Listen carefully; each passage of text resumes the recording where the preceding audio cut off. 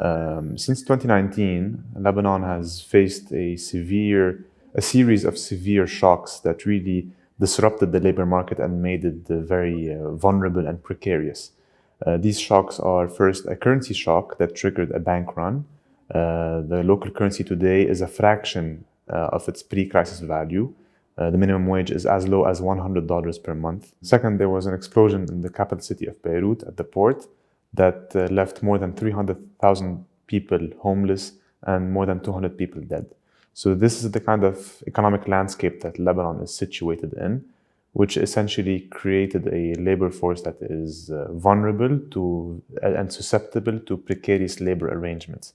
One of the labor arrangements that has grown, particularly since the pandemic, is a digital form of work, which is platform-based ground work, particularly in the ride-hailing, i.e. in the taxi and the delivery sectors. What we try to do in this research is, first of all, to do something very important in Lebanon, to really create some data and some evidence on what kind of working conditions occur in platform-based work, and who are the workers who are qualified to participate in this platform economy that is being spoken about in the country. Essentially, the broader objective is to advance inclusive policy that can cater to these vulnerable workers who work in these arrangements, to provide better labor conditions and extend adequate social provisions.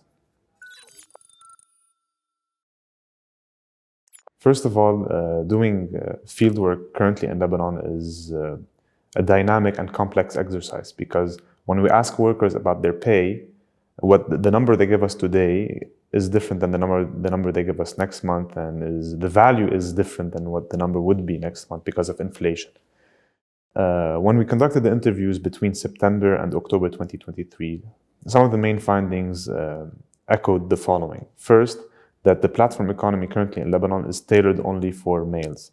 And this is in and of itself not surprising, because ride-hailing and delivery are modes of work that are catered more for males. Second is that the workers in the platform economy, particularly in the delivery sector, suffer from what is called a misclassification of their labor status.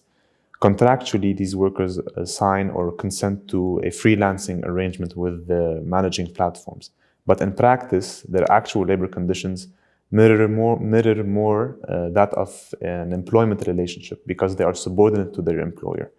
However, while they exhibit employee responsibilities to their employers, they do not get treated as employees, i.e. they do not receive the benefits that traditional employees receive, whether benefits from the platform or benefits from the state, such as being subscribed to the Social Security Fund, or getting access to legal rights and legal protection.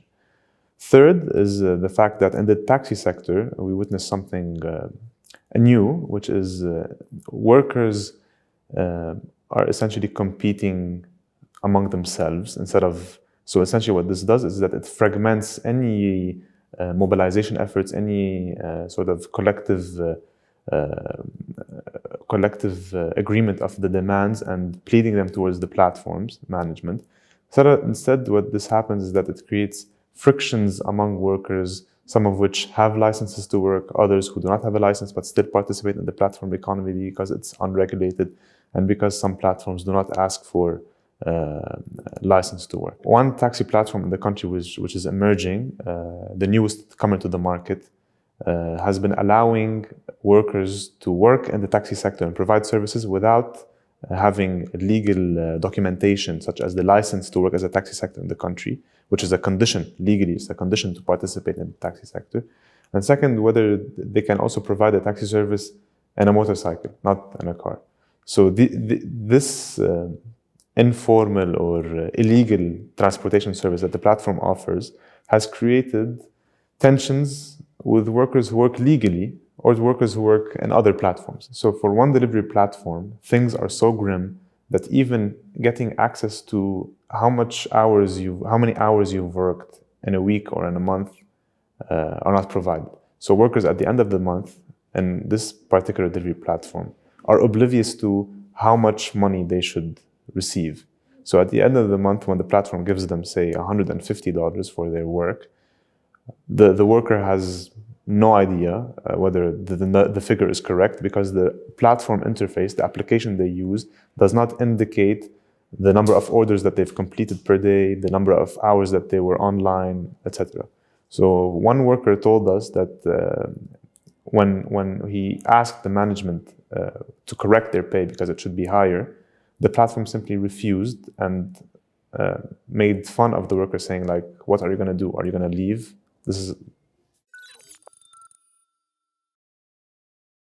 Before delving into specific recommendations, perhaps the approach of the state should be different.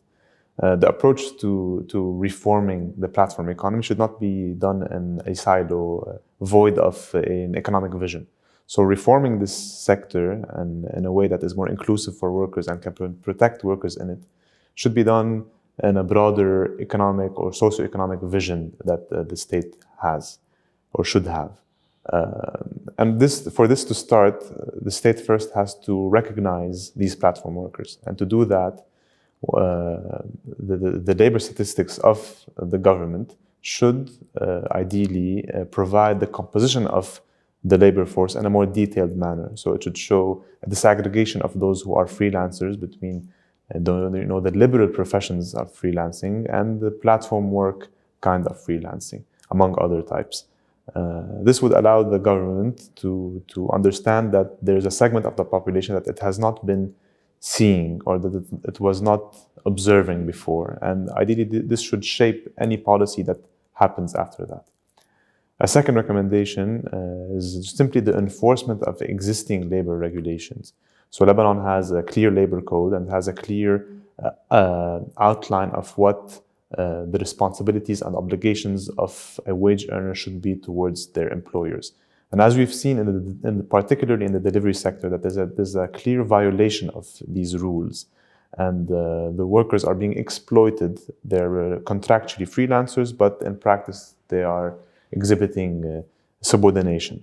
So what this means is the government should monitor these labor practices in order to reverse the legal employment status of these delivery workers into a labor status that is more suitable and that can grant them access to labor and legal and social benefits. Third, platform workers currently are situated in what is called a missing middle category, which is part of the population that is deprived of social insurance for not having a traditional employment status, and deprived of social assistance because they don't qualify as being poor enough.